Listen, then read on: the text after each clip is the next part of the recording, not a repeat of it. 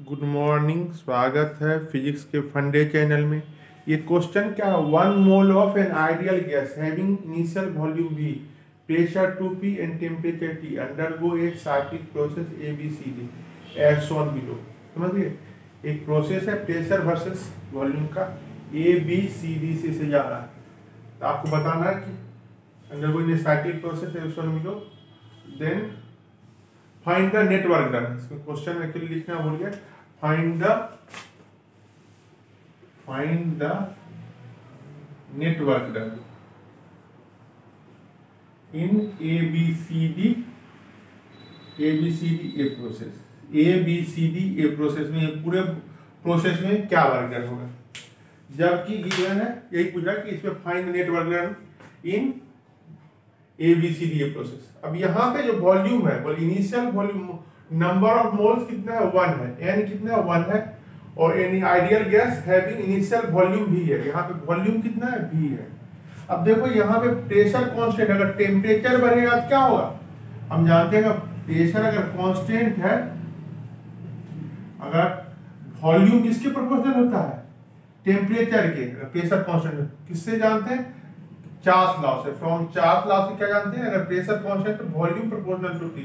अगर वॉल्यूम, अगर यहाँ से प्रेशर कांस्टेंट, अगर वॉल्यूम यहाँ v है और टेम्परेचर क्या है t है, यहाँ पे क्या आपका, यहाँ पे आपका टेम्परेचर 2T है, तो वॉल्यूम कितना हो जाएगा, क्योंकि टेम्परेचर बढ़ गया तो वॉल्यूम भी क्या होगा, बढ़ जाएगा, क्योंकि प्रेशर क्या आपका कांस्टेंट। तो यहाँ पे क्या इनिशियल, क्या आपका इनिशियल वॉल्यूम v है, समझ गया। यहाँ पे टेम्परेचर कितने से बढ़ा, 2T, यहाँ पे क्या हुआ 2v और 2T, समझ गए।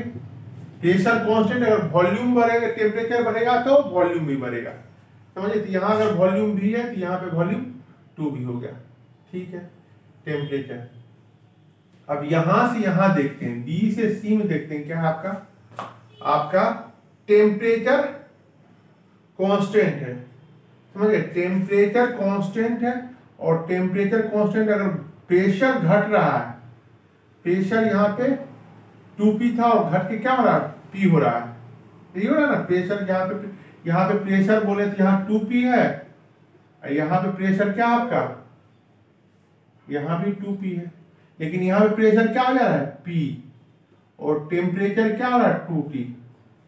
तो आपका टेम्परेचर कांस्टेंट है, प्रेशर आपका घट गया तो वॉल्यूम क्या होगा, बढ़ जाएगा। कितने से बढ़ेगा, जितने से प्रेशर घटा है, क्योंकि P1 V1 बराबर, अगर टेम्परेचर कांस्टेंट है तो प्रेशर जो है inversely proportional to volume, P1 V1 बराबर P2 V2। यहां से क्या होगा, V2 बराबर P1 V1 बाय P2। यहां से क्या होगा आपका, यहां से निकाल सकते हैं इनिशियली प्रेशर क्या, 2P इंटू 2V, प्रेशर यहाँ क्या होगा V, तो P, तो यहाँ से क्या होगा 4V, यहाँ पे आपका 4V हो जाएगा। फिर यहाँ से देखो क्या है, प्रेशर कांस्टेंट है और टेम्परेचर घट रहा है, प्रेशर कांस्टेंट है और टेम्परेचर घट रहा है। यहाँ पे क्या है आपका, यहाँ प्रेशर P है और टेम्परेचर T है, समझ गए।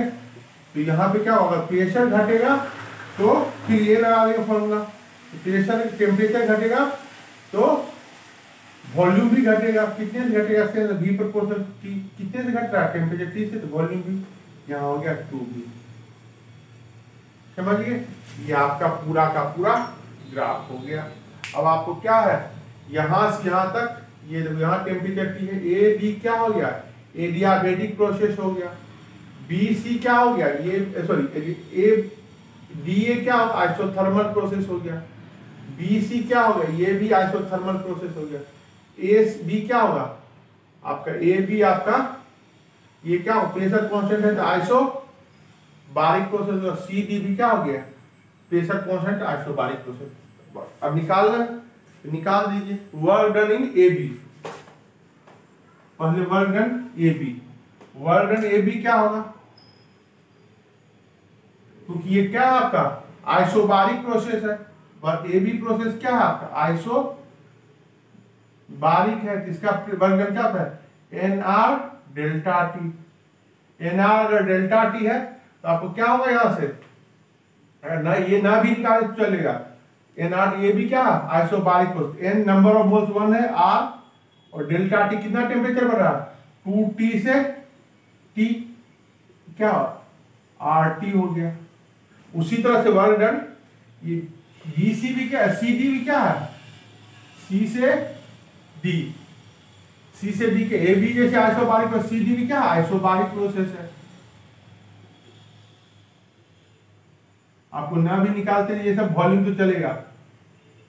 वर्क डन CD का NR delta T 1 into R।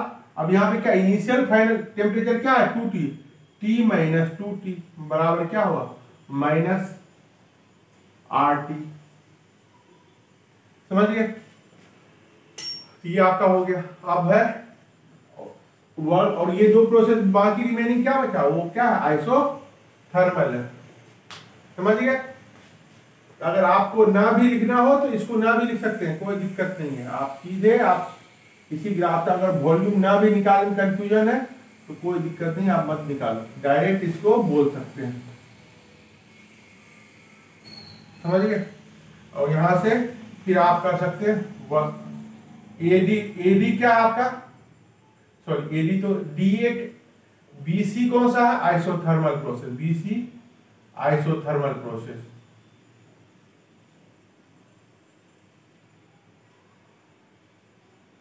तो बीसी क्या हो जाएगा NRT ln V final minus V initial, या NRT ln P initial by P final, ये दो फॉर्मूला होता है। BC क्या हो जाएगा N1RT ln P इनिशियल कितना है आपका BC के लिए कहते हैं P इनिशियल आपका 2P by P, P final P है क्योंकि यहाँ 2P है और यहाँ पे P है, तो आपका क्या हुआ RT ln 2।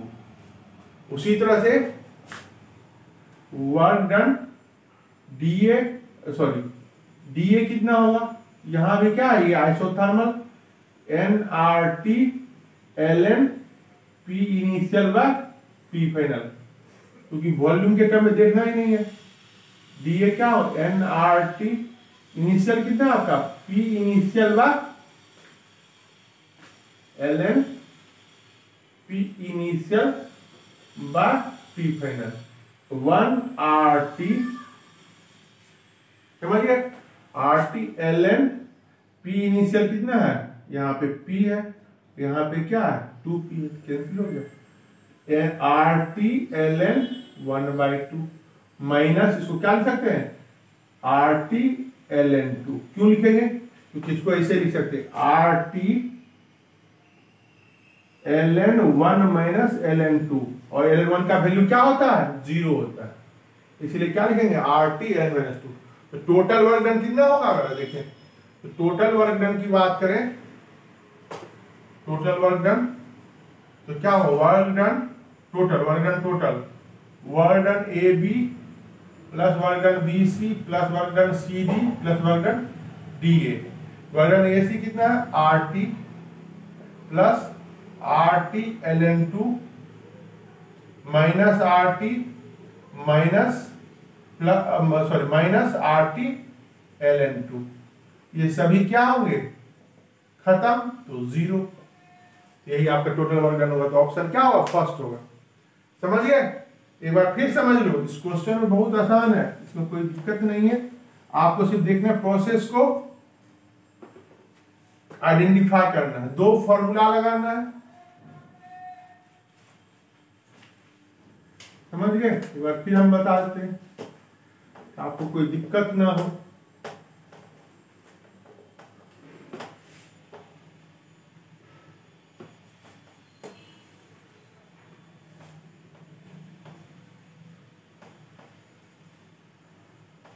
समझिए, दो फॉर्मूला लगना, एक work done for isobaric process, इसका क्या formula NR delta T means NR T final minus T initial. दूसरा आइसोथर्मल NRT ln यहाँ पे पी इनिशियल है, पी फाइनल। वैसे फॉर्मूला आपका पी इनिशियल है, भी इनिशियल है, ये भी होता है आपका, जो ये भी फॉर्मूला होता है, लेकिन आपको यहाँ पे यही दो फॉर्मूला आइसो थर्मल के लिए आपका दो formula nRT ln V final by V initial बोल सकते हैं, nRT ln P initial by P final.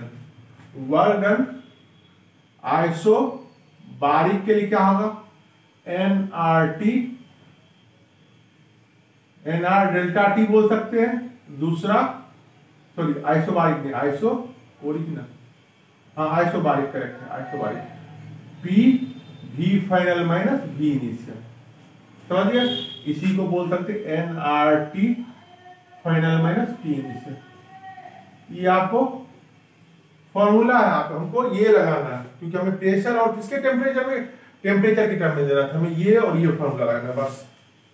और आपको यहां से पता होना चाहिए बस यही दो फॉर्मूला लगाना। आइसोबारिक कौन कौन सा आइसोबारिक प्रोसेस है, तो आपका जहां जहां प्रेशर कांस्टेंट है ये आपका आइसोबारिक है। A B and C D क्या है, आर आइसोबारिक प्रोसेस, समझ गए।